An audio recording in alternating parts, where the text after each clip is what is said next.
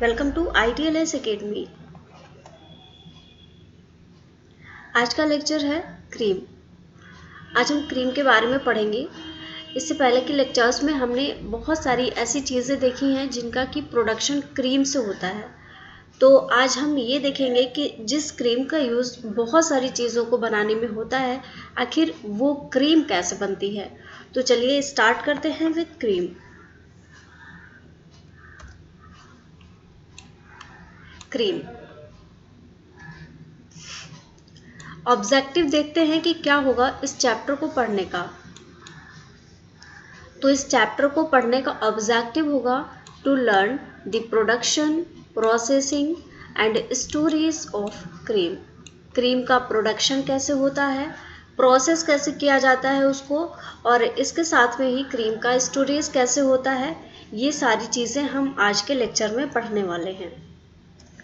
तो चलिए अब हम शुरू करने जा रहे हैं क्रीम के इंट्रोडक्शन से कि क्रीम क्या है, क्या चीज़ है और क्या क्या चीज़ें इसमें हो सकती हैं।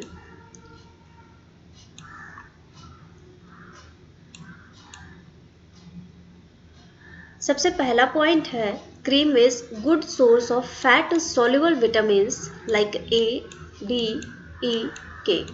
हम सब जानते हैं कि फैट में जो विटामिन सॉल्युबलाइज हो सकते हैं वो A, D, E, K हैं। और ये क्रीम में कैसे प्रेजेंट है, कैसे आप इनको याद रख सकते हैं, बहुत इजी है। क्रीम क्या है तो फैट ही। क्रीम वाटर तो है नहीं, क्रीम तो फैट है, तो फैट में सॉल्युबल विटामिन ही तो क्रीम में प्रेजेंट होंगे। तो आप इस चीज़ को याद करके रखिएगा क्योंकि ये इम्पॉर्टेंट पॉइंट है और पूछा भी जा सकता है। अगला पॉइंट है ghee derived from cow milk has got excellent nutrition and tonic qualities. Nutritional and tonic qualities भी होती हैं अगर ये जो क्रीम है या घी है ये काउ मिल्क से बना है।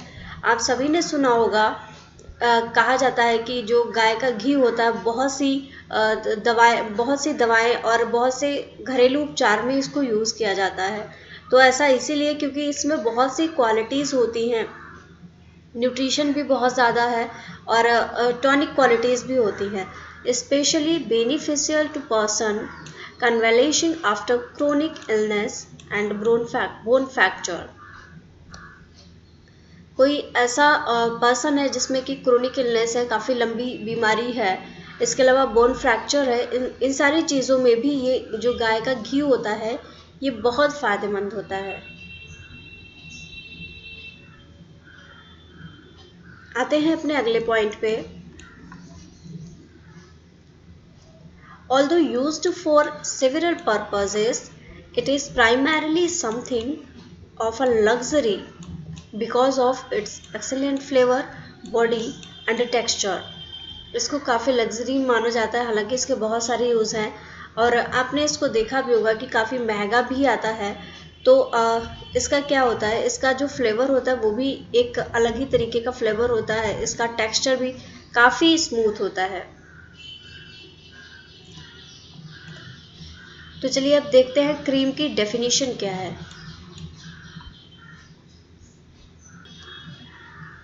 Cream may be defined as that portion of milk which is rich in milk fat। Cream एक ऐसा पोर्शन है मिल्क का जिसमें कि फैट बहुत ही ज़्यादा होता है, और इसके अलावा इसको कह सकते हैं that portion of milk into which fat has been gathered and which contains a large proportion of milk fat। या इसको ऐसा पोर्शन कह सकते हैं जिसमें कि फैट एक साथ में इकट्ठा हो गया है और उसमें मिल्क का बहुत बड़ा पार्ट आ गया। भाई अगर ये आप मान सकते हैं, ये अगर मिल्क है तो इसका अगर बहुत बड़ा सा पार्ट इकट्ठा हो गया है क्रीम के फॉर्म में, तो पार्ट तो ये मिल्क का ही है। मिल्क का एक ऐसा पार्ट जिसमें कि फैट का कंसंट्रेशन बहुत ही ज़्यादा हो गया है। या इसके अलावा एक और डेफिनेशन है when milk is concentrated into a fraction of the original milk। जब मिल्क का जो फ्रैक्शन है फैट का वो कंसंट्रेट हो जाता है और एक साथ में इकट्ठा हो जाता है, तो उसी को क्रीम कहा जाता है।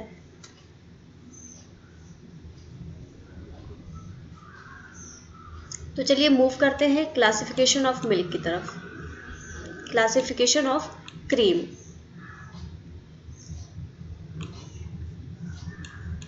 Cream is not a definite specific substance. It contains all the milk constituents but in varying proportion. इसमें मिल्क के सारे ही कंटेंट्स होते हैं, सारे कॉन्स्टिट्यूट्स प्रेजेंट होते हैं, लेकिन वैरिंग प्रोपोर्शन में होते हैं, उनका प्रोपोर्शन सेम नहीं होता है, सारी चीज़ों की मात्रा अलग अलग होती है। Cream of lower fat content, that is 10 to 18%, is often referred to as half cream, जिसमें फैट की मात्रा 10 से 18% तक होती है, उसको हाफ क्रीम बोला जाता है।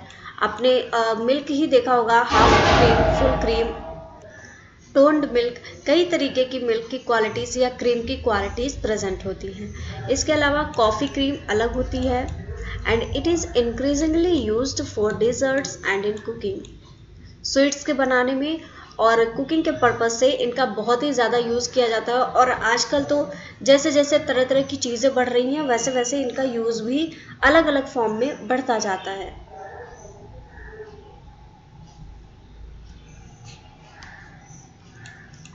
Cream with a higher fat content, typically 35 to 40%, is usually considerable thicker. अब जिसमें फैट का कंटेंट ज़्यादा होता है वो क्रीम थिकर होती है। ऑब्वियस सी बात है, आप इजीली समझ सकते हैं कि अगर फैट ज़्यादा है तो फैट की लेयर तो मोटी होती ही है, तो इसकी वजह से वो जो मिल्क होता है, जो क्रीम होती है, वो भी थिकर होती है। It can be whipped into a thick froth and is therefore referred to as whipping cream. whipping cream क्या होती है? आप सभी ने केक तो ज़रूर ही खाया होगा। केक में जो क्रीम होती है, जो सबसे ऊपर की तरफ लगाई जाती है, उस क्रीम को ही whipping क्रीम कहा जाता है। वो क्रीम भी ये नॉर्मल क्रीम से ही बनती है।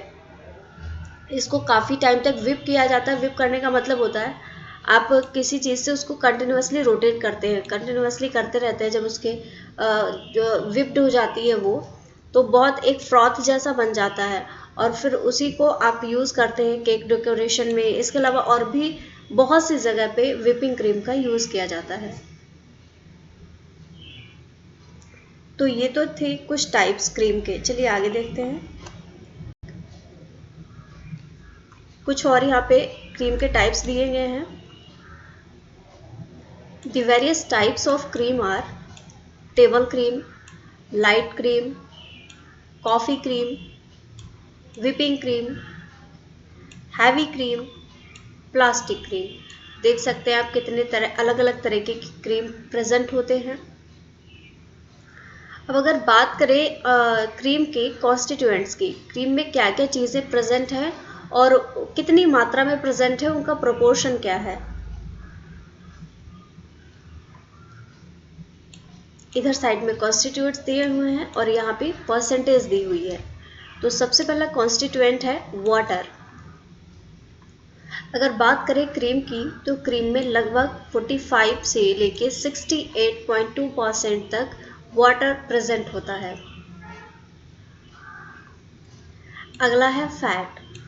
फैट की मात्रा होती है 25 से 60% तक।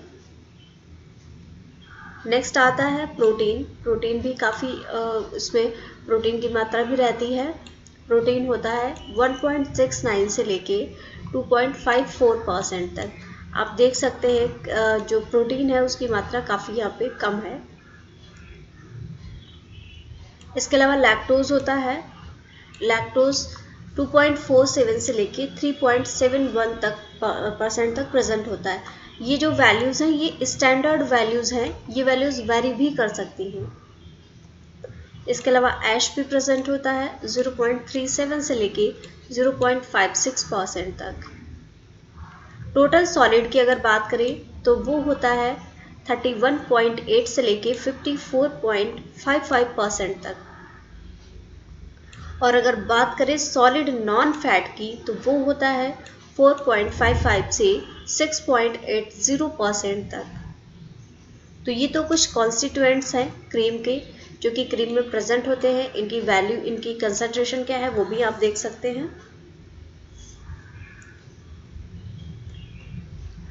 अब आता है production of cream.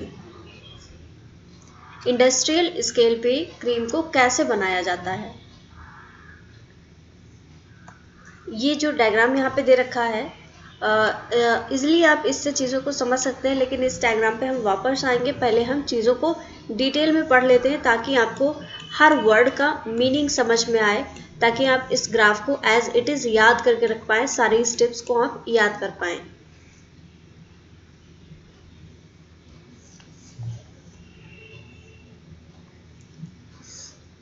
The basic principle of cream separation, whether by gravity और centrifugal method, दो तरीके के मेथड यूज़ किए जाते हैं क्रीम के सेपरेशन के लिए, ग्रेविटी मेथड या सेंट्रीफ्यूगल मेथड। ये दोनों ही बेस्ड होते हैं on the fact that milk fat is lighter then the skim milk portion. जो मिल्क का फैट होता है वो लाइट होता है स्किम मिल्क पोर्शन से, इसीलिए जो क्रीम है वो ऊपर की तरफ आ जाती है। Milk, which may be considered to be a mixture of fat as cream and skim milk, is subjected to either gravity or a centrifugal force। जो मिल्क होता है जिसमें कि क्रीम या स्किम मिल्क जिसमें प्रेजेंट होता है या दोनों का मिक्सचर प्रेजेंट होता है, उनको या तो ग्रेविटी सेपरेशन से सेपरेट किया जाता है या फिर उसको सेंट्रीफ्यूगल फोर्स के माध्यम से सेपरेट किया जाता है। अगर बात करें सेंट्रीफ्यूगल फोर्स क्या होता है, तो आपने सेंट्रीफ्यूज में भी देखा हो, उसमें चीज़ों को ट्यूब में डाल के कुछ इस तरीके से रोटेट करते हैं बहुत ही तेज़ स्पीड में, तो जो लाइट वाला कंटेंट होता है वो ऊपर आ जाता है, जो हैवी चीज़ें रहती हैं वो नीचे की तरफ हो जाती हैं। तो इस केस में लाइट क्या है, जो मिल्क का फैट है, क्रीम है, वो ऊपर की तरफ होगा और जो मिल्क है वो नीचे की तरफ हो जाता है। अगला पॉइंट है, while both the fat and skim milk are subjected to the centrifugal force। Fat और स्किम मिल्क जब दोनों को ही सेंट्रीफ्यूगल फोर्स दिया जाता है, the difference in density affect the heavier। अब जो डेंसिटी का डिफरेंस होता है, जो लाइट चीज़ होती है वो ऊपर की तरफ मिलेगी आपको, जो हैवी चीज़ है वो नीचे की तरफ मिलती है। इसका मतलब है portion skim milk more intently and forced to the periphery. अब ये जो स्किम मिल्क है इसको पेरीफेरी की तरफ भेज दिया जाता है, while the fat portion moves towards the center। ये क्या कहना चाह रहे हैं, अगर ये मैं बनाऊँ एक सेंट्रीफ्यूगल ट्यूब है, तो जो स्किम मिल्क है अब इसकी डेंसिटी ज़्यादा होती है, तो ये पेरीफेरी, पेरीफेरी क्या होता है, पेरीफेरी का मतलब होता है किनारे वाला एरिया। ये वाला जो एरिया है इसको हम पेरीफेरी बोलते हैं। तो जो स्किम मिल्क है वो किनारे की तरफ पहुंच जाता है और जो क्रीम है, फैट पोर्शन है, वो ऊपर की तरफ इसमें रहता है। इसको बोलते हैं सेंटर की तरफ, क्योंकि ये जो रोटेट कर रही होती है सेंट्रीफ्यूगल ट्यूब, ये किसी सेंटर के अराउंड ही रोटेट करती है। तो ये इसके चारों तरफ कुछ इस तरीके से रोटेट करेगी, तो इस ट्यूब का सेंटर तो इधर की तरफ ही होगा। तो जो लाइटर कंटेंट होता है फैट वो ऊपर की तरफ हो जाता है और इसके मिल्क ये यहाँ पे आपको किनारे किनारे पे पेरीफेरी पे मिलता है। अगला पॉइंट है the skim milk and cream both form vertical walls within and are separated by lid through separate outlets. अब ये दोनों ही वर्टिकल वॉल में यहाँ पे प्रेजेंट होते हैं और इनको एक आउटलेट लिड की मदद से सेपरेट कर लिया जाता है। अब वापस चलते हैं अपने डायग्राम पे। प्रोडक्शन का वो हमने सेपरेशन का प्रोसेस देख लिया कि हमने क्रीम को कैसे सेपरेट किया। अब आते हैं प्रोडक्शन पे। प्रोडक्शन के लिए सबसे पहले मिल्क को लिया जाता है। रिसेप्शन ऑफ मिल्क सबसे पहला स्टेप हर उसमें रहता है प्रोडक्ट में। जब मिल्क ले लिया, अब मिल्क को फिल्टर किया जाता है। फिल्ट्रेशन और क्लेरिफिकेशन किया जाता है ताकि अगर उसमें कोई भी इम्प्योरिटी है तो उसको बाहर निकाला जा सके। इसके अलावा कोई भी अगर माइक्रो ऑर्गेनिज्म या कुछ भी प्रेजेंट है तो उसको भी बाहर किया जा सके। अब फिल्ट्रेशन के बाद में प्री हीटिंग का स्टेप होता है। प्री हीटिंग की जाती है up to 65 degree centigrade. Preheating के बाद में क्रीम का सेपरेशन होता है। क्रीम के सेपरेशन का जो हमने अभी स्टेप यहाँ पे पढ़ा, क्रीम कैसे सेपरेट हुई, इसमें दो तरीके से सेपरेट होती है, एक स्किम मिल्क के फॉर्म में और एक क्रीम या फैट कंटेंट के फॉर्म में। तो क्रीम को सेपरेट कर लिया गया, यहाँ पे क्रीम बनी और स्किम मिल्क बना। क्रीम सेंट्रीफ्यूगल ट्यूब में सेंटर की तरफ होती है और स्किम मिल्क पेरीफेरी की तरफ होता है। अब आते हैं आगे की प्रोसेस पे। आगे अब इस क्रीम का क्या किया जाता है, क्रीम का स्टैंडर्डाइजेशन किया जाता है। स्टैंडर्डाइजेशन डिपेंड करता है कि किस टाइप की क्रीम है, उसी तरीके का स्टैंडर्डाइजेशन किया जाता है। स्टैंडर्डाइजेशन के प्रोसेस के बाद में पाश्चराइजेशन होता है। गाइस ये सारी चीज़ें अगर आप कनेक्ट नहीं कर पा रहे हैं तो मैं रिकमेंड करूँगी आप प्रीवियस लेक्चर्स को भी देखिए, क्योंकि ये सारे ऐसे स्टेप्स हैं जिन पे कि हर बार में बहुत डिटेल में टाइम नहीं दिया जा सकता। इसीलिए आप प्रीवियस लेक्चर्स को देखें तो आपको समझ में आएगा, क्योंकि सारी चीज़ों को डिटेल में एक्सप्लेन किया गया है वहाँ पे, और आप चीज़ों को कनेक्ट भी कर पाएंगे। तो स्टैंडर्डाइजेशन के बाद में पाश्चराइजेशन होता है। पाश्चराइजेशन के लिए टेम्परेचर रखा जाता है 71 डिग्री सेंटीग्रेड तक, और ये लगभग 20 मिनट तक पाश्चराइजेशन की प्रोसेस की जाती है। अगर आप टेम्परेचर को बढ़ा देते हैं, अगर आप 95 से 100 डिग्री सेंटीग्रेड तक टेम्परेचर ले जाते हैं तो 15 सेकेंड में ही आप इसको पाश्चराइज कर सकते हैं।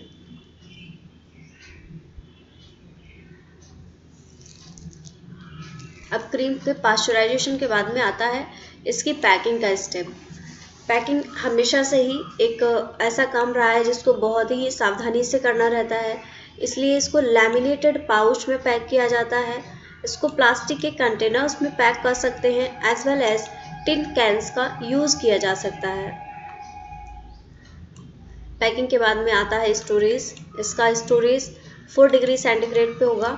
रूम टेम्परेचर पे क्रीम डिटेरियोरेट होने लगती है, डिस्ट्रॉय होने लगती है।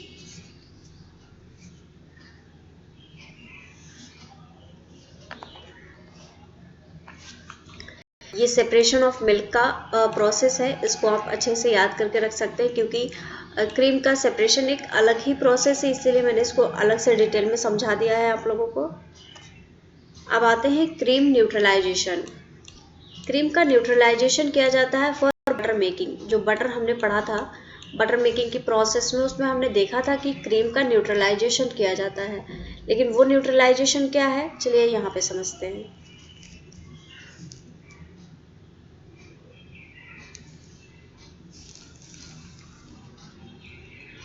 Neutralization of sour cream for butter making refer to a partial reduction in acidity. Neutralisation का मतलब ही होता है जो मिल्क में एसिडिटी प्रेजेंट है उसको कम किया जाए। Cream is neutralised to avoid excess fat loss in buttermilk. अब यहाँ पे क्रीम को न्यूट्रलाइज करने का एक रीज़न ये भी होता है कि जो बटर मिल्क में फैट लॉस हो रहा है उसको रोका जा सके। अगला स्टेप आता है salted acid butter develops a fishy flavour. अब जो एसिड बटर होता है उसमें कुछ फिशी फ्लेवर, फिश की स्मेल, शायद आप लोगों ने सूंघा हो, कभी आपको पता हो फिश का फ्लेवर कैसा होता है, तो कुछ उस तरीके की स्मेल होती है। हालांकि ये तो मुझे भी नहीं पता फिशी फ्लेवर कैसा होता है, कभी मैंने भी नहीं सूंघा है, बट स्टिल ये फिशी फ्लेवर होता है जो सॉल्टेड एसिड बटर होता है। During commercial storage at -230 degree centigrade to 290 degree centigrade. इसका स्टोरेज का आप टेम्परेचर देख सकते हैं। अगर इस टेम्परेचर पे इसको स्टोर किया जाए तो ये फ्लेवर आ सकता है। Neutralizers commercially used are sodium bicarbonate and calcium hydroxide. Neutralizers के नेम इम्पॉर्टेंट है, कौन कौन से न्यूट्रलाइजर्स यूज़ किए जा सकते हैं। बटर के केस में भी कुछ न्यूट्रलाइजर्स को यूज़ किया गया था, उनका और इनका नाम अलग अलग है, इसलिए आपके लिए ये इम्पोर्टेंट बन जाता है कि न्यूट्रलाइजर्स का नाम आप अलग अलग ही याद रखें।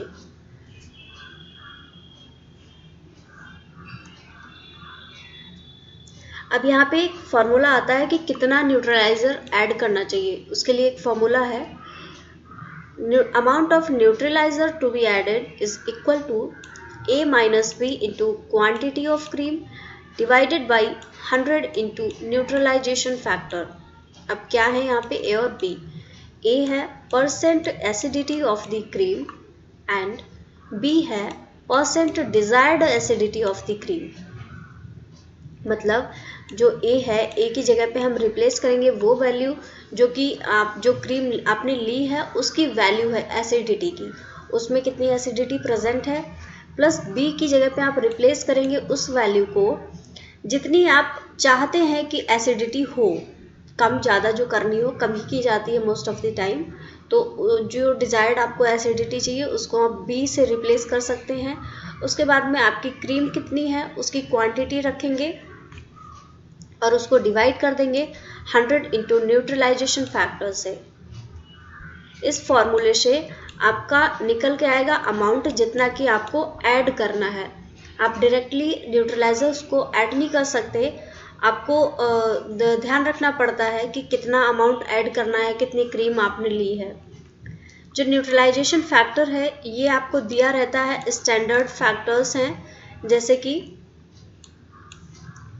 सोडियम बाइकार्बोनेट का न्यूट्रलाइजेशन फैक्टर है 1.1, कैल्शियम हाइड्रोक्साइड का न्यूट्रलाइजेशन फैक्टर है 2.45 plus 20% of neutraliser.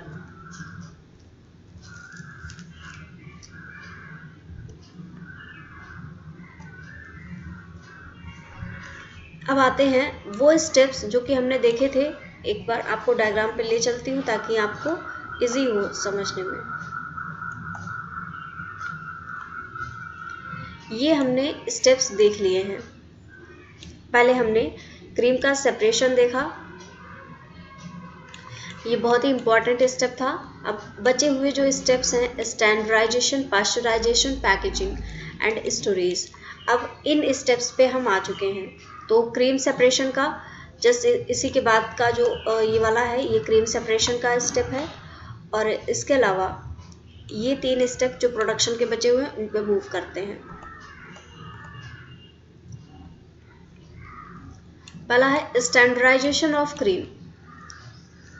Standardisation refers to the adjustment of the fat level. देखिएगा फैट के लेवल को एडजस्ट करने को ही स्टैंडर्डाइजेशन बोलते हैं in the process of cream production.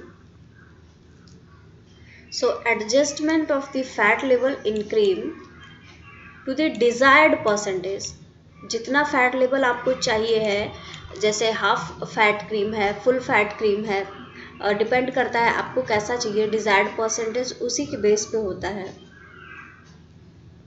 Conforming to standard requirements, आपकी डिजायर्ड परसेंटेज क्या है इसके साथ में ही आपको ध्यान रखना होता है स्टैंडर्ड रिक्वायरमेंट्स क्या है।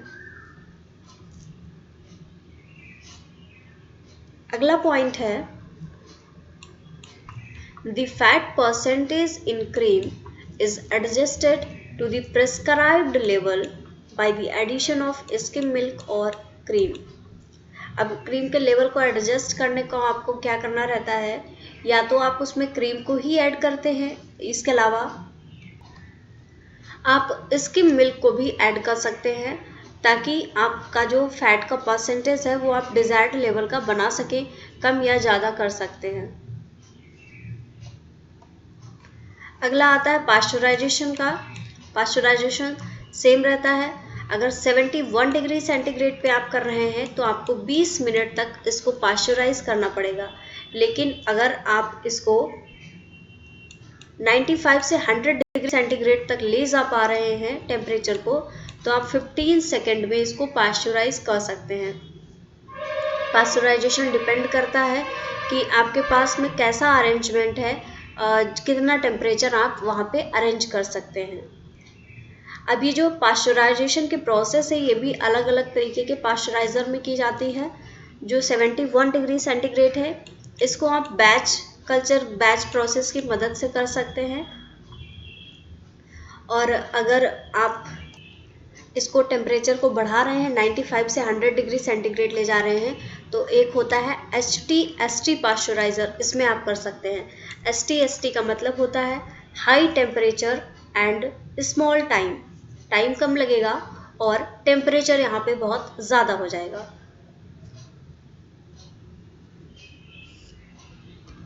अगला आता है packaging and storage. Table cream is packaged in retail PACS in glass bottle, glass की बॉटल्स में पैक किया जाता है। इसके अलावा लैमिनेटेड पाउचेस, पाउच होते हैं, आपने देखा होगा कि जो क्रीम वगैरह के पाउच होते हैं उनमें अंदर से लैमिनेशन होता है। बाहर से आपको भले ही पेपर मिले, अंदर से उनमें कुछ पॉलीथीन टाइप का लगा रहता है, तो उसको लैमिनेटेड पाउचेस बोलते हैं। इसके अलावा प्लास्टिक कंटेनर्स में भी इसको पैक किया जा सकता है। अगर बात करें इसके स्टोरेज की, तो इसको स्टोर करने के लिए टेम्परेचर का यूज़ किया जाता है 4 to 7 degree centigrade and distributed as early as possible. अब इनको ये ऐसे प्रोडक्ट होते हैं कि इनको बहुत ज़्यादा दिन तक स्टोर करके नहीं रखना चाहिए, इसलिए जितना जल्दी पॉसिबल होता है इनको डिस्ट्रीब्यूट कर दिया जाता है। So thank you very much everyone for watching this session. अगर आप कोई भी कोर्स ज्वाइन करना चाहते हैं, like online certificate courses, online training programmes, या किसी भी कम्पिटिटिव एग्ज़ाम की प्रिपरेशन, इसके अलावा कोई भी टेस्ट सीरीज़ अगर आप ज्वाइन करना चाहते हैं तो आप ज्वाइन कर सकते हैं हमारी वेबसाइट पे जाके। ITLS अकेडमी की वेबसाइट पे जाके आप विज़िट कर सकते हैं। इसके अलावा जिस कोर्स में अभी आप इस लेक्चर को देख रहे हैं, इस कोर्स को अगर आप ज्वाइन करना चाहते हैं तो आप लिंक पा सकते हैं डिस्क्रिप्शन में। लिंक पे क्लिक करके आप डायरेक्टली वेबसाइट पे पहुंच जाएंगे, वहां से आप कोर्स को ज्वाइन कर सकते हैं। So follow ITLS Academy on Instagram, Facebook, Twitter, YouTube, WhatsApp and LinkedIn. You can also subscribe to our YouTube channel ITLS Academy. So thank you very much for watching this session. Like this video, share with your friends and also subscribe to our YouTube channel. For any help or query, you can call us on our helpline number 7080833450. Thank you very much.